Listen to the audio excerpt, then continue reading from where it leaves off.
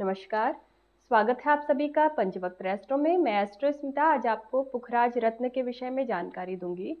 पुखराज किसे धारण करना चाहिए, पुखराज के क्या फायदे हैं तथा क्या नुकसान हैं, और कुंडली की किन स्थितियों को ध्यान में रख के हमें पुखराज रत्न धारण करने की सलाह देनी चाहिए। ये संपूर्ण जानकारी मैं आज आपको अपने इस वीडियो के माध्यम से दूंगी। जैसे रुद्राक्ष है, रुद्राक्ष मनुष्य की आत्मा और मन को पोषित करता है। ये मनुष्य के सूक्ष्म शरीर को पोषित करता है। मनुष्य का जो सूक्ष्म शरीर होता है ये प्रारब्ध कर्मों के द्वारा पोषित होता है। जिस तरह के आपके प्रारब्ध कर्म होंगे उसी तरह का आपका सूक्ष्म शरीर होगा, और उस सूक्ष्म शरीर के आधार पर ही व्यक्ति का जीवन निर्धारित होता है। लेकिन अगर इसमें किसी तरह की कमियां हैं, कर्मों में किसी तरह की कमियां हैं, तो भाग्य में बाधा उत्पन्न हो जाती है। तब हम रुद्राक्ष पहनने की सलाह देते हैं।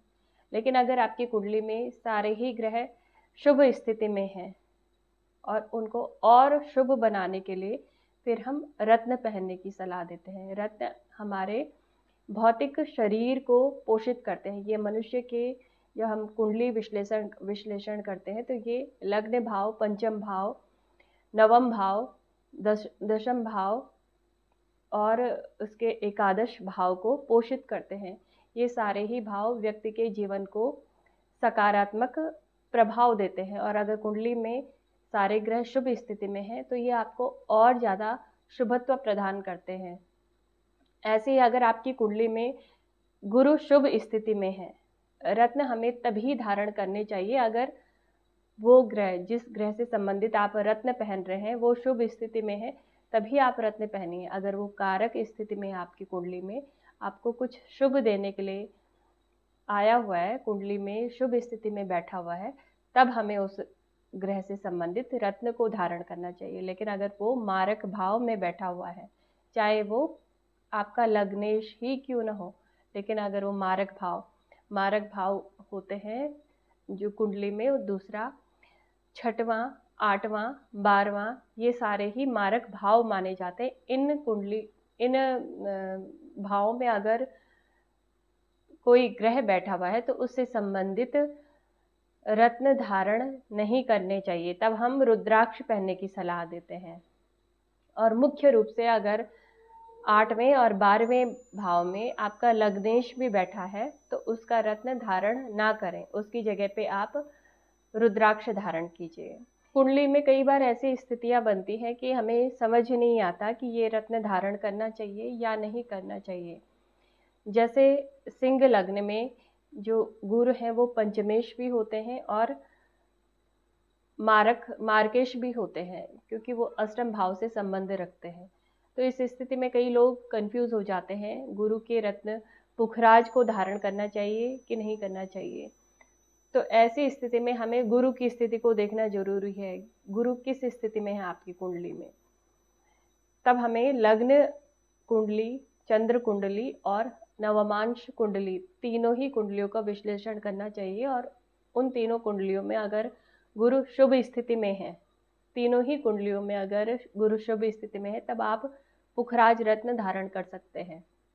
यदि सिंह लग्न है और राशि भी सिंह ही है, तब आप पुखराज रत्न धारण कर सकते हैं। लेकिन उसमें गुरु की स्थिति को देखना बहुत ही जरूरी है, क्योंकि गुरु अगर अष्टम भाव में बैठे हैं या 12वें भाव में बैठे हैं तो गुरु का रत्न पुखराज धारण ना करें, उसकी जगह पे आप 11मुखी अथवा 14मुखी रुद्राक्ष धारण कर सकते हैं पंचमुखी माला में।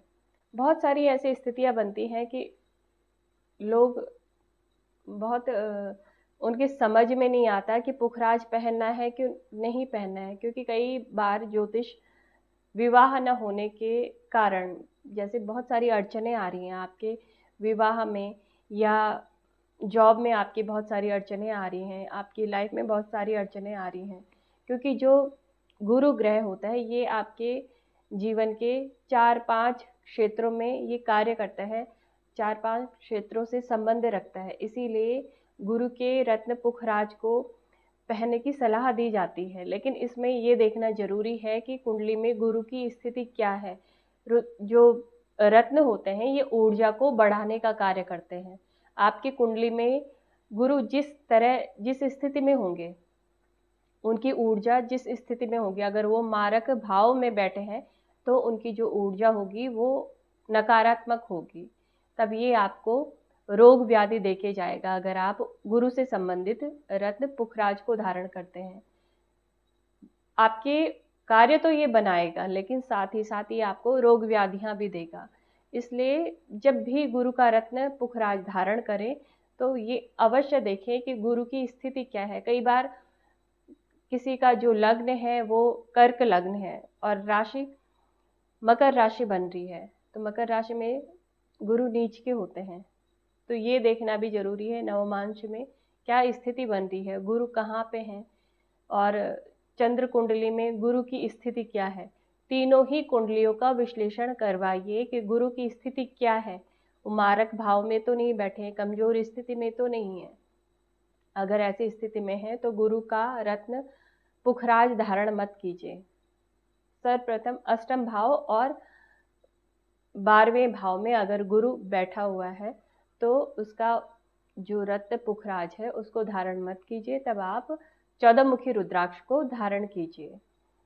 तो ये थी पुखराज से संबंधित एक छोटी सी जानकारी। यदि आपको मेरा ये वीडियो पसंद आए, वीडियो को लाइक कीजिए, मेरे चैनल को सब्सक्राइब कीजिए, इस वीडियो को ज़्यादा से ज़्यादा शेयर भी कीजिए ताकि अन्य लोगों तक ये जानकारी पहुँचे। नमस्कार।